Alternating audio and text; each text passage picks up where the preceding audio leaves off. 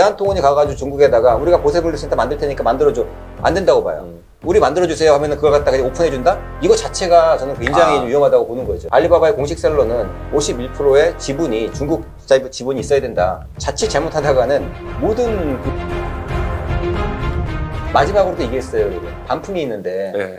이 알리익스프레스 반품, 테무 반품 마찬가지인데 그냥 내가 신청만 하면은 이 상품이 뭐 불량이다. 이 상품이 뭔가 문제가 있다. 그러면은 거기서 바로 이 시그널이 뜹니다. 이 상품들에 대해 가지고는 뭐 반품을 등록해 주세요. 그럼 반품 등록을 하면은 테무 같은 경우에는 그게 뭐 한 몇십만 원짜리, 몇만 원짜리 이상 넘어가지 않으면은 그냥 바로 거기 고객님이 쓰시고 버리시거나 포인트로 저희가 환불해 드립니다.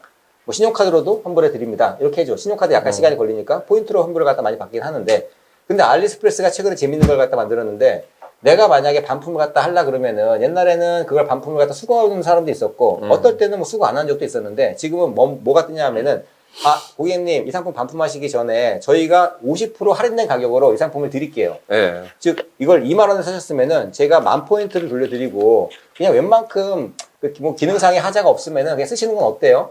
이렇게 제안을 하는 거예요. 이거는 금액을 반액으로 해서. 그렇죠. 반액으로. 뭐 지금 그나마 잘했다는 그 쿠팡 같은 경우도 회원되면 이제 반품 자율 조건 아닙니까? 한 달. 그러다가 반품하면은 거기서 이제 상품 괜찮은 거는 다 리셀러 하잖아요. 다시 팔면서 금액을 뭐 50% 깎으면서 팔잖아요. 맞아요. 근데 여기 자체를 아예 그냥 근데 50을 할인해줘요. 되게 현명한 게 쿠팡은 지금 뭐 그 반품을 수거해가지고 와서 그거를 체크하겠죠. 일산이라든지 반품 전용 센터에 가가지고 그거를 양품화 작업도 네. 하고 재판매 가능하도록 그 작업을 하고 다시 판매를 하는데 재판매하죠. 그 과정에서 반품을 회수하는 비용이 적어도 한 4,000원이 들어가고 양품화 작업 비용에서도 2, 3,000원이 들어가요. 한 2만 원짜리, 3만 원짜리는 몰라도 만 원짜리 같은 경우에는 그건 차라리 버리는 게 나을 수 있다는 거거든요. 버린다는 게 그렇지만. 근데 여기서는 좀 재밌는 거는 뭐 한 만 원짜리다, 5천 원짜리다. 그러면은 50%, 뭐 한 70%도 괜찮겠죠. 50%, 지금 50%인데 50%를 돌려줄 테니까 네가 그냥 대충 써라. 여기서 많은 사람들이 그냥 쓴다는 얘기죠. 그래? 그러면 절반 가격이니까 원래 쌌는데 절반 가격이네? 그럼 뭐 해야지. 써야지. 이렇게 해가지고 오케이 누르면은 바로 거기에 지금 카카오페이나 제가 왜 그러냐면 이제 배송은 말단 아닙니까? 네트워크를. 한국의 어느 기업이 되든 대한통운이 되든 한진이 되든 롯데가 되든 누가 되든 우체국이 되든 한국은 네트워크하고 이거 반품해서 가져와야 되는데 쿠팡은 뭐 자기 네트워크 있으니까 배송하면서 회수해가면 되니까요. 근데 이제 그런 게 좀 차이가 있네. 그러니까 아예 그냥 파격적으로 50 이것도 할 수가 있겠네요. 그렇죠. 그런데 쿠팡도 가져가서 또 모으는 것보다. 쿠팡도 최근에 알리나 테무로 벤치마킹 했는지 제가 얼마 전에 상품 반품 하나 신청하니까 거기에 뜨더라고요. 이 상품은 수거해 가지 않습니다. 반품만 해드릴 테니까 그냥 알아서 쓰세요라고 이렇게 떠요, 메시지가. 쿠팡이 여태까지 안 그랬거든요. 근데 쿠팡도 이제는 5,000원짜리, 6,000원짜리를 내가 이걸 갖다가 반품을 회수해 가지고 와서 양품화 작업하면은 그거보다 비용이 더 들어간다는 걸 너무 알고 있는 거죠. 저렴한 상품 같은 그래서 테무 방식으로 그냥 이거 폐기하세요. 저희가 그 대신 돌려드릴게요. 이렇게 바뀌는 거죠. 약간 고가 상품들은 물론 가져가겠지만. 기존의 야채, 과일, 그다음에 고기든 뭐 그다음에 회 같은 거 그런 거 같은 경우는 뭐 회수 못 가니까 그거는 그냥 알아서 폐기하니까 맞습니다. 알아서 쓰세요 하는데 공산품 같은 경우는 뭐 신발이나 이런 거 그렇잖아요. 근데 너무 저렴한 건 또 그렇게 하고 있네요. 그래서 지금도 쿠팡이 이제는 뭐 어떻게 보면 경쟁자들을 벤치마킹하기도 하고 서로 벤치마킹하는 것 같아요. 그래서 이제 알리익스프레스처럼 이제 뭐 50% 그 정도의 가격을 회수할 수 있다. 저는 이게 가장 합리적이라고 봐요. 만약에 알리익스프레스에서 이걸 갖다가 제시했는데 수거해 가세요라고 한다 그러면은 저는 그 다음에 수거해 갈 거라고 생각해요. 수거해 안 해갈 거 상품 많다고 생각해요. 근데 만약에 국내에서도 이런 부분들을 결제를 편리하게 하고 그 다음에 반품도 아주 편리하게 하면서도 수익을 매일 낼 수 있는 모델을 만들고 이런 것들을 도입한다는 게 또 중요한 요소인 것 같습니다. 네, 맞아요. 여러 가지가 있는데 여기서 그냥 쿠팡 얘기하는 중에 쿠팡도 이제 프레시백 있지 않습니까? 그 회수도 여러 가지 좀 과제도 많다고 얘기하더라고요. 맞습니다. 그걸 또 원하는 사람 거기다 담아주지만은 그런 분이 그러니까 기업이 보는 관점하고 고객이 보는 관점도 다르니까 여러 가지 그리고 있네요. 지금 마지막으로는 이제 이게 알리익스프레스 K베뉴에 대한 얘기를 했었는데 지금까지는 여기에 들어와 있는 이 수천 개의 기업들이 각각 자기가 직접 배송을 갖다 하는 거기 때문에 이게 합배송이 불가능하다는 얘기가 되겠죠.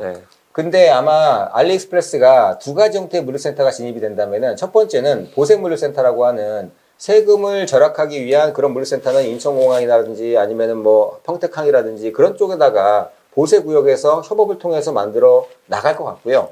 또 하나는 아예 그냥 뭐 물류센터를 수도권 인근에다가 한 5만 평, 10만 평을 지어가지고 거기에다가는 CJ든지 LG생건이든지 삼성전자든지 그런 상품들을 미리 갖다 놓고 거기서 합배송을 실시하면서 이제는 네이버의 도착 보작 서비스 있잖아요. 오네 같은 서비스 있지 않습니까? 네. 그런 서비스 형태로 풀프먼트를 만들어 간다거나 아니면 직접 배송은 아니지만 이제 국내에 있는 업체들하고 연계해가지고 다시 최소한 국산, 신선부터 시작해가지고 가전제품까지 그런 제품들을 직접 배송하는 체계로 갈 수 있다고 봐요. 갈 수도 있다고. 쉽진 않은 얘기가 되겠지만. 그렇죠. 네, 시나리오적으로 왜 그러냐면 지금은 완 오더 완 핸들링이거든요. 그렇죠. 그러니까 이제 중국의 알리가 테무가 돼도 가격이 싸니까 또 15,000원 이상을 해야지 그래도 유지가 되는데 주문 상품을 갖다 국내에 이제 물류 제조업이라도 직접 배송을 하더라도 2, 3일 걸리더라도 한 개당 핸들링하는 것보다 묶어서 묶음 배송이라 그러죠. 전문용어로. 하다 보면 더만큼 이제 이익도 올라가니까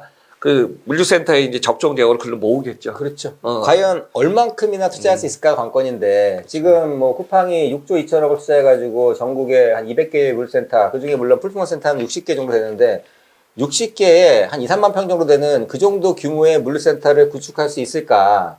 이미 그 정도의 위치라든지 비용이라든지 생각한다면은 사실 알리익스프레스 쉽지 않거든요. 알리익스프레스라고 하더라도 수조, 그때는 쿠팡은 6조였지만 지금 돈으로 환산하면 15조가 넘기 때문에 쿠팡을 따라가기 위해서 그 정도까지 투자하기는 어려울 것 같고 다만 어느 선까지 그런 부분들을 끌고 가면서 쿠팡을 넘어서지는 못하겠지만 그 부분들을 끊임없이 계속 밑에서부터 흔들어대면서 예, 점점 국내 시장, 다른 업체들을 죽여버릴 수는 있거든요. 다른 업체들은 당연히 뭐 네이버 스마트 스토어가 됐던 G마켓이나 11번가나 그 상품들은 알리익스프레스랑 똑같은 상품들을 판매하고 있고 그 다음에 테무랑 똑같은 상품 판매하고 있고 또 하나 거기서 판매되고 있는 뭐 CJ, 제이타, 롯데칠성음료, 신선 똑같거든요. 구조가.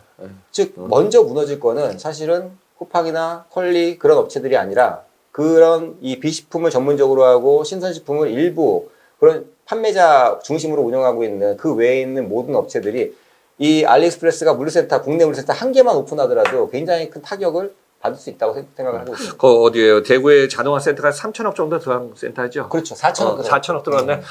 왜냐면 이제 쿠팡은 국내에서 전국 네트워크를 다 한 거고 여기에서 이제 알리는 들어오면서 직구는 계속 올 거고 국내에서 이제 제조업 라인들이 많으면 이걸 모아야 되거든요. 모은데 어떻게 보면 수도권의 허브 거점을 어디다 두고 또 항만의 배후 거점 있죠. 어떻게 보면 이커머스에 여기 통관부터 해갖고 어떻게 보세 구역이죠.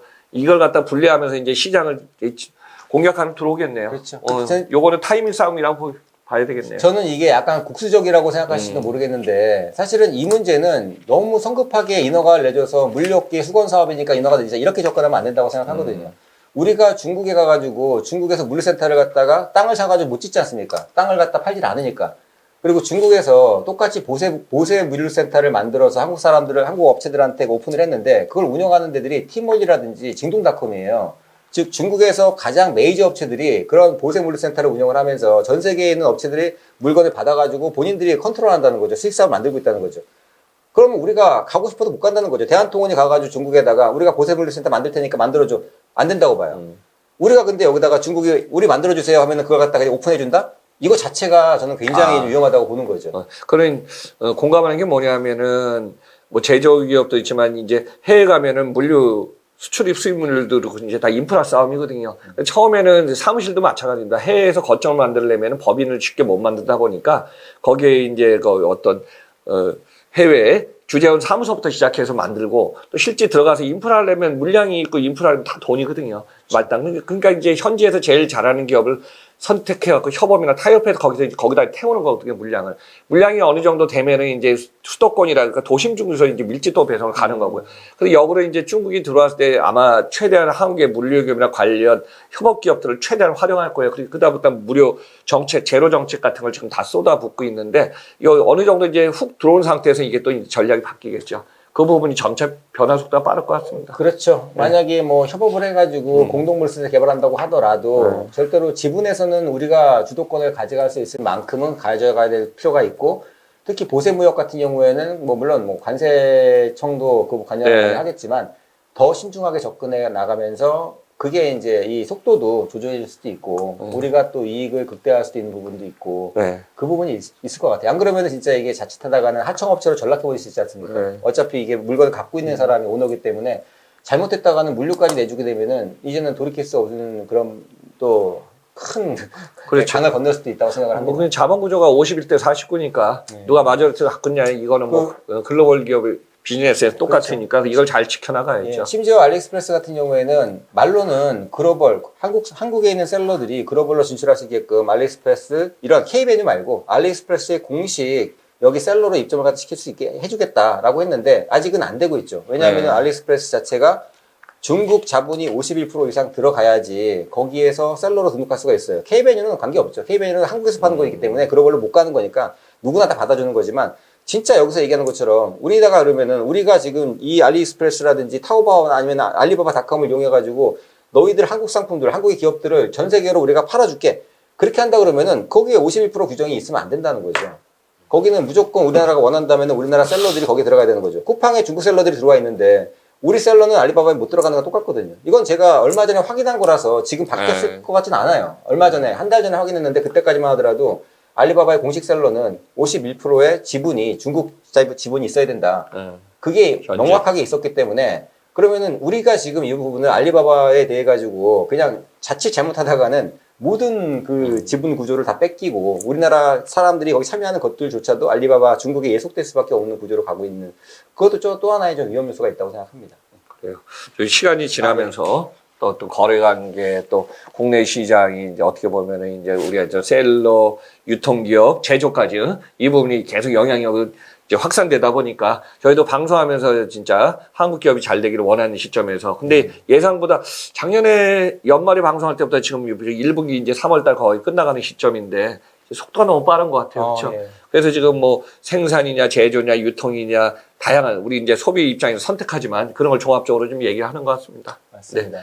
네, 여러분들이 이 다양한 정보 한번 보시면서 들으시면서 또 소비자의 입장도 있고 또 셀러의 입장도 있고 또 유통기업에서 보시는 분들도 많더라고요. 또 제조기업도 들어와서 보시더라고요. 맞습니다. 보니까 뭐 로봇 하시는 대표님도 보신다고 뭐 얘기가 있고 아무튼 다양한 분야에서 지금 관심 갖고 있으니까 저희들이 알고 있는 내용 인사이트 한번 제시하니까 참고하시면 좋을 것 같습니다. 네. 네. 자, 마이수님. 자, 이번 방송이 지금 알리에 관련된 물류 얘기 또 지금 천억 페스타 관련해서 계속 하지만 아무튼 새로운 정보가 계속 나오는 것 같습니다. 네, 맞습니다. 네. 그래요. 여러분들과 같이 앞서가는 내용으로 계속 지금 진행하니까요. 많은 시청과 성원 부탁드리겠습니다. 감사합니다.